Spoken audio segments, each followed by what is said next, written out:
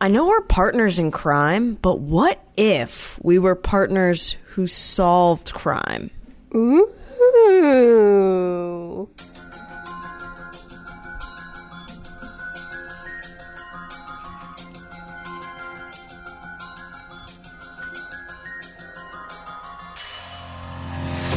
Welcome back to the BroadCast podcast. I'm your host with a full-time job, a huge, and I mean massive international following, and I've got the smile that lights up your world. It's your broad, Ricky Hollywood. And I'm joined as always by my little buddy, the obsessive-compulsive queen, the most irritating dog parent of all time, the conservatively dressed body of the broadcast. It's EmmaVP. Veep, what's poppin'? Oh, not much, Rick. I am so pumped about this episode. You have no idea. You and I were virtual broads, but you and I are just dancing to that theme music. I cannot wait to solve a mystery. Oh my god, yes. As you can't tell, you know, this music is getting us feeling a certain type of way, okay? All right, broads, we've been seeing a ton of your Spotify shout-out 2020 wrapped bullshit all over social media. And for our mom listeners out there, and there's a lot of you, shout out to the moms who aren't aware of what that means. Spotify creates a list for each user of their most played songs, podcasts, and puts them into a neat, cute little graphic that you can share online. But yes, a lot of you had Old Faithful, the BC, in your top pods, which frankly gets us going. And even more of you guys are clearly obsessed with crime podcasts. Why? That is strange, Erica. All these crime podcasts seem to be on the top of the charts, okay? And no offense, but the people who host them, they're not necessarily celebrities. No more so than you or I.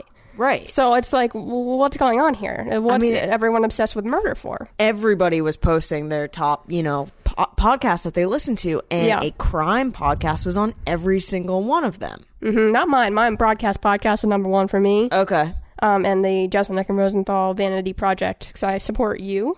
Yeah. But it is clear that the public is obsessed with crime, and it seems to be what the people want. Yeah. Right? And we should give the people what they want. Correct? Yeah, I agree.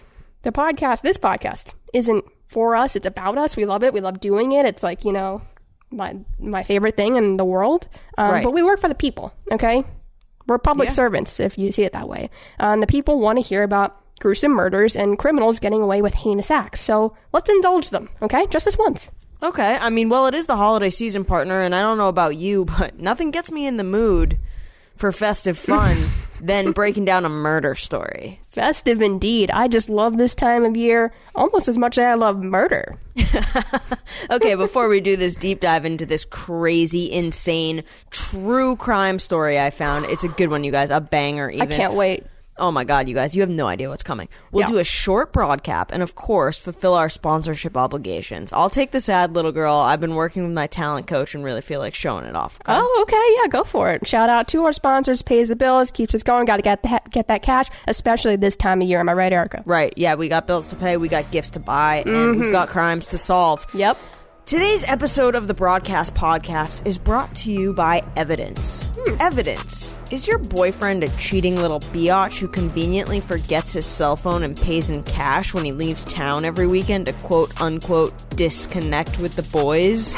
Do you find yourself in the same daily conundrum where your car has been stolen from an Olive Garden parking lot and you have no way to prove it's a prank being carried out by the junior high girls wrestling team? All the time. Good grief, Melinda, that sounds like hell. Fortunately for you, Evidence is here to add some much overdue integrity to your dreadful life. Evidence is a set of information, often in a lewd text message or TikTok video form, that can speak to the validity of whether or not Becky Jameson told the entire school that you're a big virgin who routinely pees her pants to get out of chemistry exams. Whoa. And hey, if you're a suspicious broad and perhaps you believe your mom is actually just totally lying about having filed for divorce from your dad, go ahead and grab some evidence now to support your sad claims. Evidence. Prove it, bitch. Prove it, bitch. Shout out to Evidence. Wow, how apropos that we have Evidence as our sponsor for the true crime edition of the BroadCast podcast. Love some evidence. Always good to have that. Before you get into an argument, you want to be prepared, and then you just kind of win. Yeah, and this is something that most people in showbiz do, buddy, is they bring stuff back full circle, right? So we have the evidence that most of you had this podcast as your number one podcast on your Spotify 2020 Wrapped.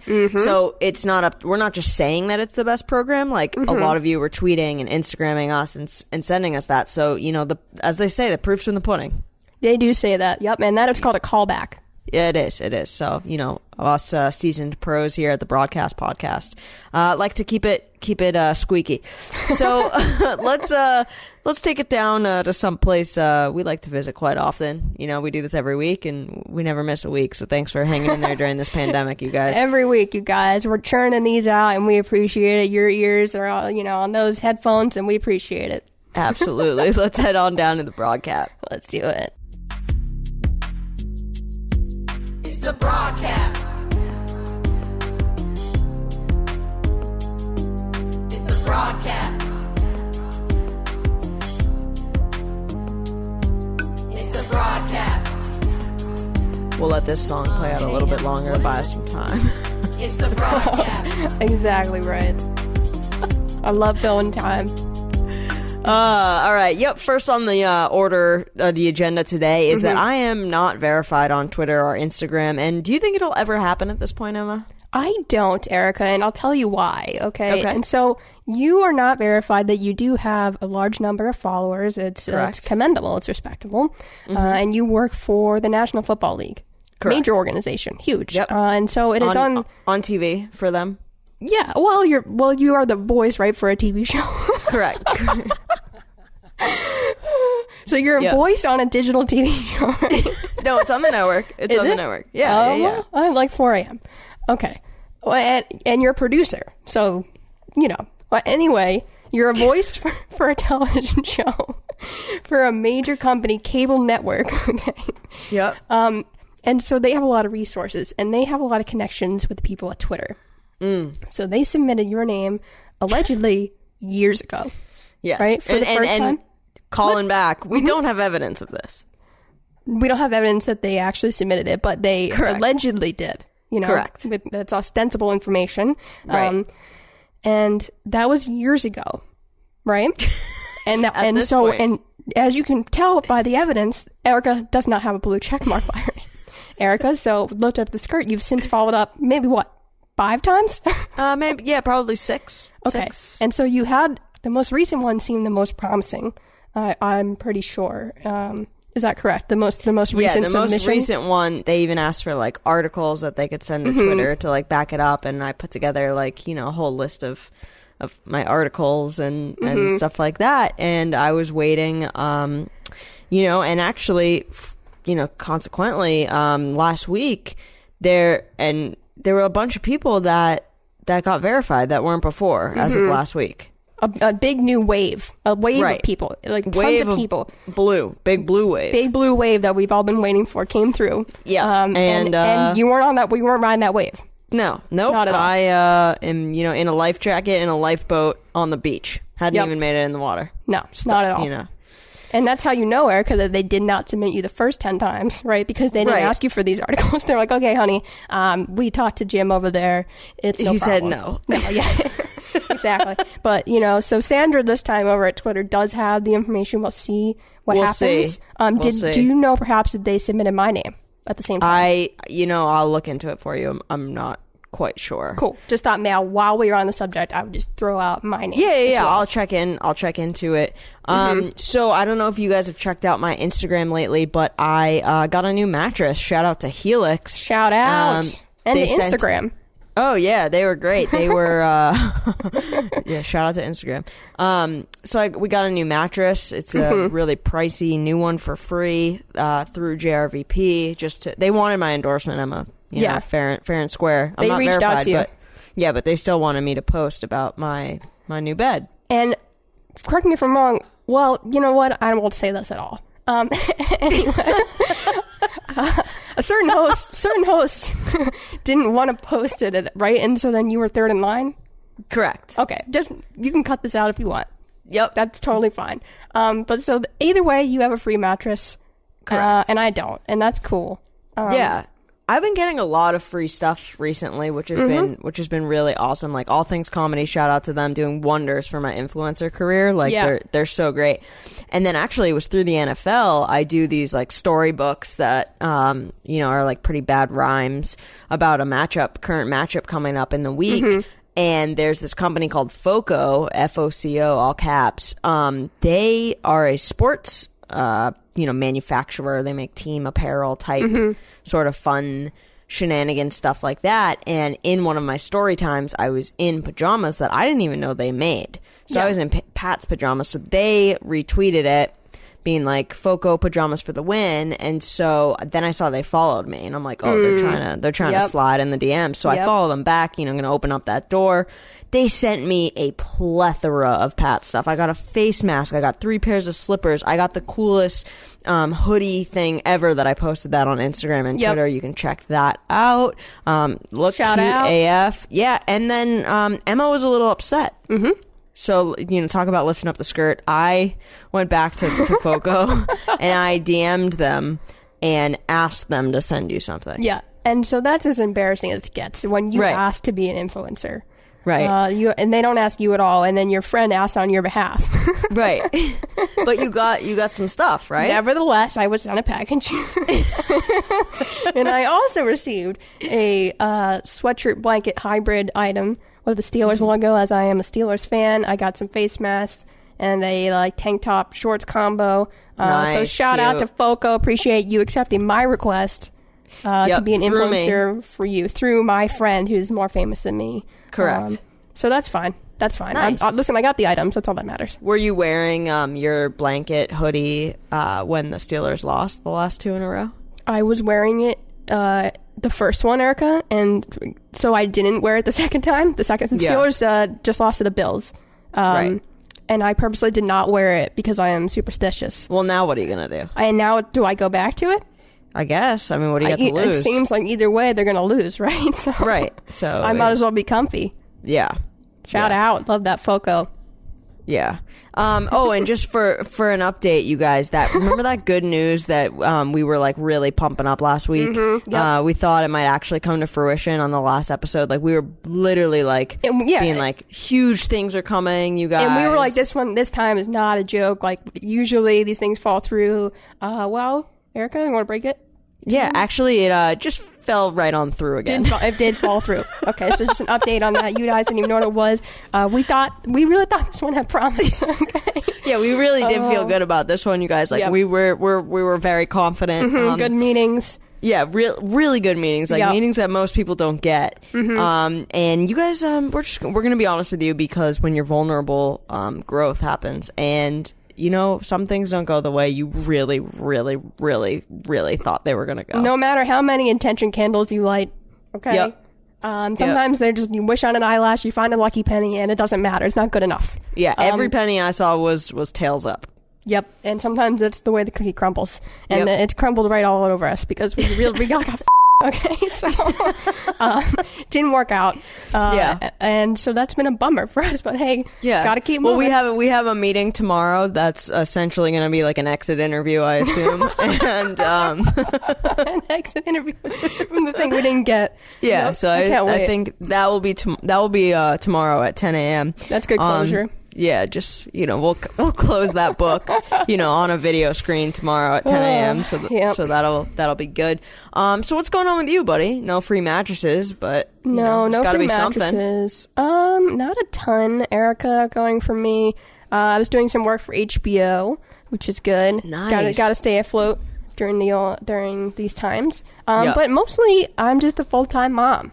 Yeah. You mentioned at the top that I'm an irritating dog parent, and that's probably right. Very. But, my baby dog is still adjusting. She's afraid of cats. So if anyone has any tips, if your dog is definitely afraid of cats, feel free to just slide right into my DMs, and then we can talk about it. We have a little support group. Nice. And Erica, she cannot wait, my dog, Evie, to get her Christmas presents from her godmothers, you and Jetty. Oh, yes. Yep. She's going to love unwrapping it. It's going to be really great. Yeah, you guys have something good in mind, huh? Yeah, we know. We already got it, so. Perfect.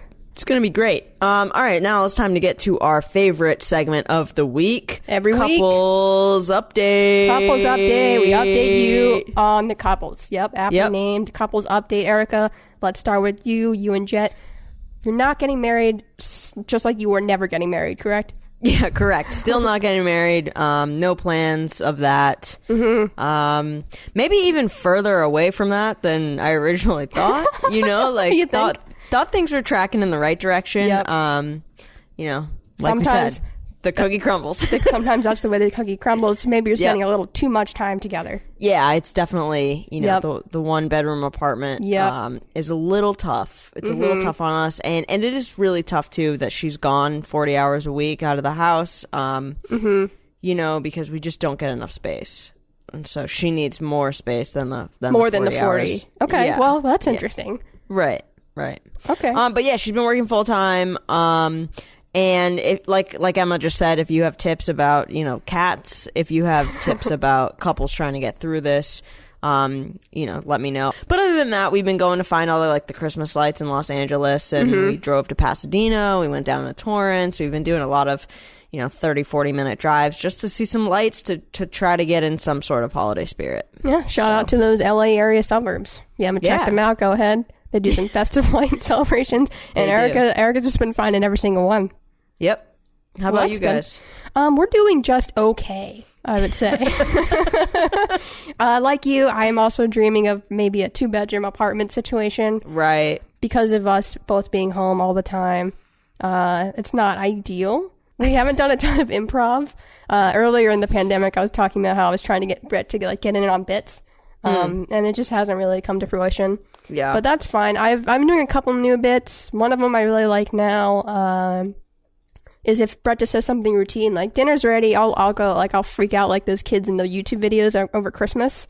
I'll oh my God! Just throwing a tantrum, in a good one. Okay. So that's been good. We're thinking it's a lot of good comedy going on, like some experimental stuff. And you know what? We have some ideas for web series. So stick around for that. We're going to shop those around for you and Brett? Yeah, Brett and I are going to enter some sort of creative partnership, I think, because we have some good ideas. So nice. Look out for maybe a web series from us on one of the major streaming platforms. Okay. Wow. Which one? Have you heard of Netflix? I haven't, no. Okay, well, it's a very popular platform, and there's a lot of television shows on there, and this would be one of them. So definitely take a look. They have web series on the TV streaming show? 100%. How about you, Eric? Have you been doing any improv? No, Body Yachty was probably the closest I've That gotten. is improv, huh? Shout out to Anne Marie. Know you're listening. I know you'd back me up on Jet's mom. Bit. Yeah, former Jet's guest mom. of the program. Great woman. Love her. I think she would find that bit hysterical. I think so, too. Right? Okay, good. Yeah. No, improv has definitely suffered, especially when I have someone that's so closed off. Yeah. Jet doesn't really let me sort of explore. Yeah. But no, it's good. It's good. We'll be all right. They offered virtual classes, and I politely said no to that, because why? What the hell would you do that for? So they instead, unfortunately, they don't give you your money back for your class, but I have a credit, so I can go take the course over again. Is that 201? Yes. Okay. 201. Okay. Well, I went to your graduation for 101. And I can't wait. Can't wait. I killed. You killed. Yeah. Man, yeah. Wow. That was already what? Oh, 2 years ago? Yeah, you got to get back into it. Yeah. Yeah, I really got to. All right, now that we got that bullshit out of the way, it's time for what we call in show business the main event. You want murder mystery, and we're giving you exactly that. It's time to break down our first ever BroadCast podcast, True Crime Story. You know what they say, Emma? Crime sells. Crime sells. I cannot wait, Erica. I just wanted to get through that nonsense, okay? This is the main event. I can't wait. Exactly. So if you listen to crime podcasts, you know that there's normally two dumbasses just randomly breaking down a crime. And we're going to try to follow that format, but I'm going to be honest, this is not written down. We're literally going to break down this case that we found, that I found absolutely fascinating. Yep. And a little bit of a trigger warning for those out there. It is a little creepy, okay? Yep. So, brace yourselves. Are you ready to jump into this thing, Emma? Absolutely. So, should we start with what the facts that we know, the current facts we know about the case? Okay. Let's start there. The day is Tuesday, February 12th, 1995. Interesting. Right before Valentine's Day. Exactly, a sacred day. And as you would suspect, commerce is absolutely bustling, even in the small, self-proclaimed, utterly useless town of Booberton, Ohio. Formerly Anal Fishers, Ohio, which the townspeople voted to change the name of 3 years ago on account of it being too ass-forward. Lovely people. Anyway, the folks of Booberville are plowing each other over in candy aisles. The florists are being robbed. It's a beautiful sight as boyfriends, girlfriends, partners, stepdads, adopted kids, regular kids shop for chocolates and gummy thongs, all to prove their undying love. So everything was status quo then? Just the regular Valentine's rush in Booberton? Not quite. How so, Erica? Well, for starters, Emma, Shannon Elizabeth Fingers is dead. All right, so of course, I'll be providing you true crime broads with all the facts pertinent to this case, but I'd like to first set the scene by playing an old soundbite from a local Ohio reporter that I spent weeks digging up at the public library of random local news clips. It sent shivers up my spine. Emma, take a listen. Good evening. I'm Katie Kennedy from JUGS Cleveland, and coming up at the top of the hour, we have a heartwarming story about a local woman who knitted 5 scarves for over 500 orphans, a gruesome murder committed by somebody's boyfriend, and Riding Caboose, the Kitty Cafe Jr., is closing its doors after 30 years, and townspeople are rightly asking themselves, where the do we go from here? It's all coming up next on Jugs. I mean, JUGS. Whoops! Oh, fuck! We're live. We'll be back after these messages from our sponsors. Burger King, it'll kill ya. And Pepto-Bismol, celebrate flatulence. Watch this space. Oh my god. So that little tease in the middle is the Shannon Elizabeth Fingers case? That's how JUGS reported it?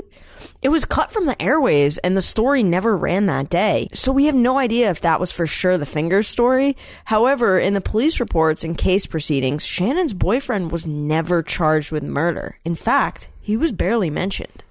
This is stressing me out already. Well, let's start from the beginning. I'll get my notepad out to keep us on track. Okay. Shannon Elizabeth Fingers was 28. She hunted quail furiously in her free time, stitched a bunch of mittens together for a local old folks home, and was wildly successful as a toilet paper agent for the biggest toilet paper company in the 90s. It was a highly coveted position, and she was damn good at peddling that ass paper. Shannon was finally up for a big promotion at corporate and had a lot of friends at work. They adored her and her unique vision for the future of toilet paper. So she seemingly had a perfect life? That sounds like the American dream to me, Erica. You'd think so, but there were rumblings behind the scenes. She had a 5-year-old daughter named Shannon Elizabeth Jr., but the father wasn't in the picture. According to her hairdresser, Denise, Jason the ex was a real piece of shit asshole who spent all Shan's hard-earned TP money on cases of Mountain Dew and Robitussin, end quote. However, her boyfriend, and this is where it gets interesting, Emma, her boyfriend of the past 2 years, Tad, was a firefighter right in town. Shannon and Tad had moved in together after only 3 days of dating. A lot of Shannon's coworkers and family members were concerned about how quickly that happened. I mean, people move in with each other all the time. That doesn't mean he was the one who killed her. Right. But on the day she died, Tad had left her this voicemail, and I went down to the public library and pulled it up on the official voicemail sorting machine, and I want you to take a listen to this, okay? Okay. You have reached the voicemail box of Shannon Elizabeth Fingers. I'm not here right now. You know what to do, bitches. Hey, Shan, my Valentine girl. It's your boyfriend, Tatters.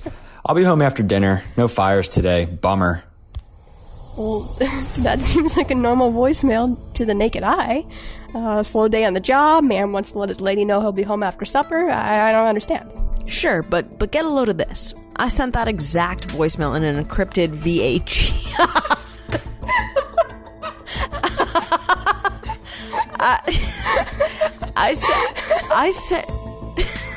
I sent that exact voicemail in an encrypted VAG file to Dr. Jim MD, voice recognition specialist for the University of the United States Department of Secrets.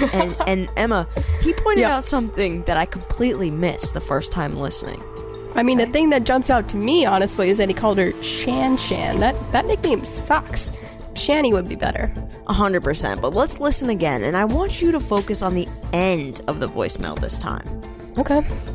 You have reached the voicemail box of Shannon Elizabeth Fingers. I'm not here right now. You know what to do, bitches. Hey, Shan, my Valentine girl. It's your boyfriend, Tatters. I'll be home after dinner. No fires today. Bummer. I guess it's still going. There's still time on the clock. Okay. That's weird. So we can... But there will be one later. That is chilling. Oh my god. I mean, wow, I guess we should have listened to the whole thing the first time around.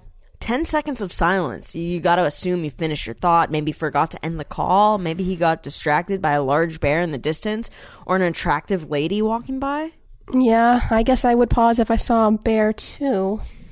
Okay, so earlier that day, February 12th, T-minus 48 hours until Valentine's Day, Shannon had stopped at the local market after work to buy some prunes and a pie crust. Apparently, Tad specifically asked for Shannon's special prune juice cobbler to clear out his colon ahead of any Valentine's bedroom stuff. EmmaVP, you went to that market, yes, during your investigation? Yep, you nailed it. So, a few weeks ago when I received this assignment, I flew out to Booberton by way of Cleveland and immediately went to the infamous Taint's Market and Pharmacy and asked to speak to the manager. I asked the man, William, to please go ahead and put all the security tapes from the day of the 1995 Fingers murder, and he was really creepy about it. He sort of yelled in my face that it was over 25 years ago, told me there was no tape of that day, and then threw a bunch of berries at my head. It really screamed red flag to me, Rick. I mean, I think he even called me a prissy little bitch as he called security to escort me off the property. And, well, I guess he isn't that wrong about that part. That is so weird. I know. But listen, hear me out. As I was leaving, there was this old man who had a badge on that said 26 years of service. He chugged an entire bottle of Jack Daniels and pulled me aside by a pile of rusty, broken shopping carts he had been kicking, and told me he remembered the girl who died at the store that day. What? Sheriff Diaperton told me that she lingered in the toilet paper aisle for far too long. Maybe 7 or 8 minutes, and then he believes that was far too long to be making a decision about toilet paper. Yes. He also said, quote-unquote, she had a memorable backside. Well, maybe she was just checking out the product on the shelves. I mean, she did work in that industry. Maybe she has a bit of an ego and just loves to admire her work. That's true. I know I'm obsessed with my own creations. Okay, so backtracking here for a moment. What did the actual police report say? The official police report from Anal Fishers PD, the former Booberton PD, said that Fingers died by direct trauma to the tummy region, closer to the groin than the boobs.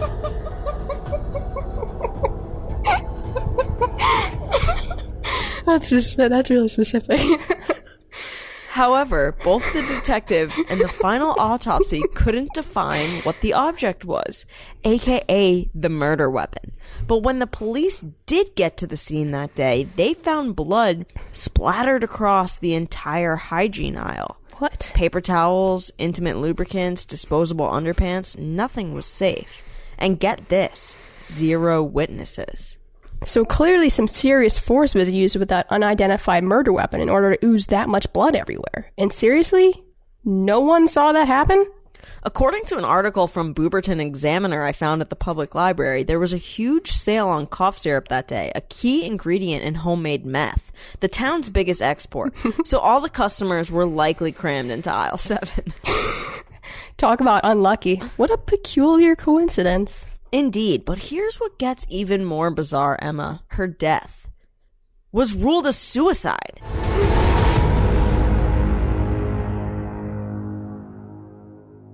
How on earth did they rule this a suicide? Trauma to the tummy region? No one takes their own life via the abdomen. She clearly didn't kill herself. And plus, so many things were going great for her. What about that promotion at work you were talking about? Yeah, she never got it. Because she died or because they chose someone else?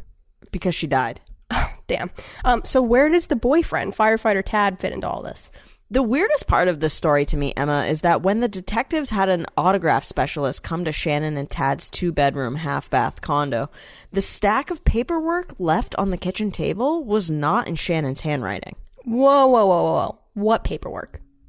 So I guess coincidentally, there was a document lying on the kitchen table at the aforementioned condo stating that if Shannon should die, all of her big-time shares in toilet paper stock would go to her daughter, Shannon Jr., at 18 years old. But until then, her boyfriend, Tad, would be the owner and manager of her posthumous business affairs and be named the executor of the will. Wait, if he's the executor and in charge of her toilet paper business dealings, does that mean he can transfer the stock to himself and leave little Shannon Jr. with absolutely nothing when she turns 18? According to my attorney, Janine, she doesn't know for sure on any of this because she mainly deals with people who purposely runs into cars to get insurance money. But I got her to agree it does seem fishy. Great. But again, Erica, the paperwork on the kitchen table, it wasn't written in Shannon Fingers' handwriting? Bingo. Well, whose handwriting was it? Someone referred in the police report as Lucinda Sands. Weird. But regardless, Tad has to be our prime suspect. I mean, come on. He clearly set it up. He knew she had all that stock in toilet paper. He knew there was a sale on cough syrup that would distract shoppers. He sent her to the store to pick up those bowel-moving prunes, and he staged that paperwork. I mean, come on. I know. It's frustrating. But listen, you're not going to like this, but Tad has an alibi. Apparently, his best buddy Sean, a 13-year-old he met online playing Call of Duty, said Tad was playing pickup basketball with him in the park at 4:08 p.m. when the murder went down at Taint's Grocery. Pickup basketball? In Ohio? In February? Suspicious, I know. Plus, I swung by Booberville's local gym and rec center, Chunksters, and there were no records of Tad Checkersworth having ever worked out there. I even managed to find this snippet from an interview with one of Tad's co-workers at the fire station, where an investigator asks about Tad's exercise level. Take a listen. Sure, we keep in shape. Fires burn fast, so we go ahead and slide our cheeks down that pole minimum of 1 to 2 times a day, little lady. I'm sorry, little woman? Susan. Okay, your name is Susan. My apologies, princess. And Tad Checkersworth? You mean my guy Taddy Donuts? A couple of the guys call him Cankle Man, and I think you could probably guess why. Oh. Vicious burn. I'll say, but what's even more vicious, Tad was never even brought in for questioning. The case was closed, and Shannon Fingers' family was left with so many questions. Tad dropped off Shannon Jr. at her grandparents' house and never called again. What a murdering asshole. He must have used his connection to the fire department to curry favor with the police department, and he used Valentine's Day of all days as an excuse to get Shannon to go to the store so she could make him something special. This all makes me so sick to my core, Erica. But it gets weirder. A neighbor next door called the sheriff's office 4 years later with some brand new details on the case that caused it to be reopened. Wow. Shannon's unnamed former neighbor in the condo complex claimed that she heard a big commotion and then she heard a male's voice yell, "I don't want to be with you anymore," and also, "Your kid sucks." Wow. I mean, why didn't she call the cops back then? Why is this coming out 4 years later? Well, the anonymous neighbor said that she was afraid to call because she had 1,400 pounds of meth in her garage and was afraid to call. She said she had finally sold it all, so she felt comfortable calling then. Oh, I see. That makes a lot of sense. Good for her. So now the case is still active, and Tad is officially listed as a suspect. They went down to the fire station to question him, and he was nowhere to be found. Emma, what did you find when you did your research? Well, Rick, I went back down to the public library and pulled the fire station's phone records from the place where they keep all the phone records. Okay. And on February 12th, 1995, there was a phone call from the fire department chief to his wife. The day Shannon was killed? Yes. A few hours before she was pronounced dead, the chief called his wife. Take a listen to this. You have reached the voicemail box of... Muriel, how you doing, sweet bottom? Did you play Yahtzee with the girls? That Betty Crackerton across the street is a cheat, and I want her dead.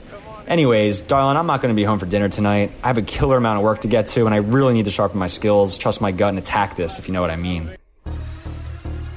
I have chills all over my body. That is so scary. So is he a suspect now too? Who talks like that? Oh my gosh, I cannot believe that. Wow. It's all very confusing, but the librarian told me that it could have been unrelated to the incident. She wasn't very helpful. I guess it's hard to pinpoint. You're right. Well, so where do we stand now? The case is still open all these years later. The detectives are taking their sweet time. I was told this was a no-rush situation because Fingers wasn't that hot or important. But essentially, it was ruled death by suicide with no murder weapon identified. The victim's blood splattered all over the place, and there were somehow 0 witnesses. Tad is currently MIA, and Shannon Jr. is living with her grandparents. I don't know about you, but I'm getting major...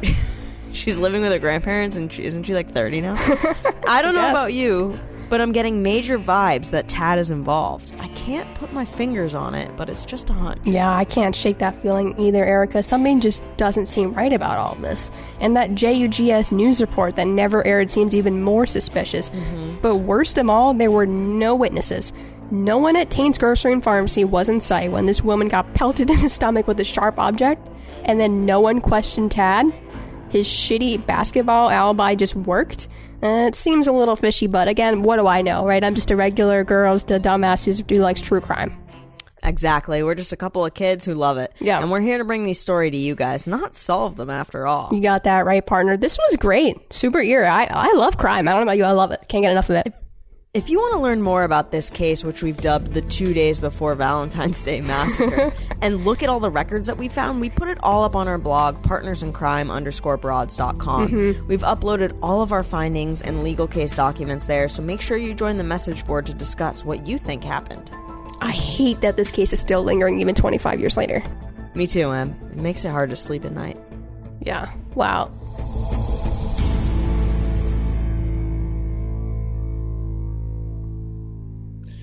Oh, glad that's done. That was really freaky. I got chills everywhere. Shivers. The hair on my arm standing up. That is crazy. And I can't believe we still don't know who did it. Me neither. I mean, that was crazy, but that was fun. How do you think we did our first crime breakdown? What do you think? I think we did pretty well. A couple of amateurs, taking the first crime on. I think we really got to the bottom of a few things. Cracked the case open a little bit more. Maybe even the police department will take a listen to this and say hey, those gals got a couple of good ideas. Maybe we should pursue Tad for instance. You know what I mean? Yeah, they probably should. I mean, if it was up to us, and it is crazy. I went through Crime Junkie, my favorite murder, Crime, Crime a Lot. I went through all of those podcasts, and none of them have picked up this story yet. So, broadcast listeners got the first edge on this. So I'll be interested to see. I bet there's a new serial coming out about this case specifically. I bet. Yeah, Broads, if you like this episode and you want some more true crime from us, please feel free to let us know, right, Rick? I mean, I think we could keep going down this rabbit hole. It's tough. It is tough, and it is hard to swallow and stomach. Not to mention the travel and the public library visits, right? Yeah, that was crazy, but we do the work and we don't half-ass anything. No. So we appreciate you guys, and let us know if you want more. We could dig into more public library records for sure. Yeah, definitely, and let us know if you have any other theories. For sure. Well, that's a goddamn wrap, you guys. This was a tough episode to get through, and I know it was much different than our normal comedy podcast, but let us know if you liked it on the subreddit or in a review. It's not like us to go so serious, but you don't want to end up like Shannon Fingers, so just go on and jump on that bad girl and type away. This isn't a threat or anything, but take it how you will. Rate, review, subscribe, and as always, share this podcast with your stepmom. We'll catch you in the new year. See you another time, buddy. Next time.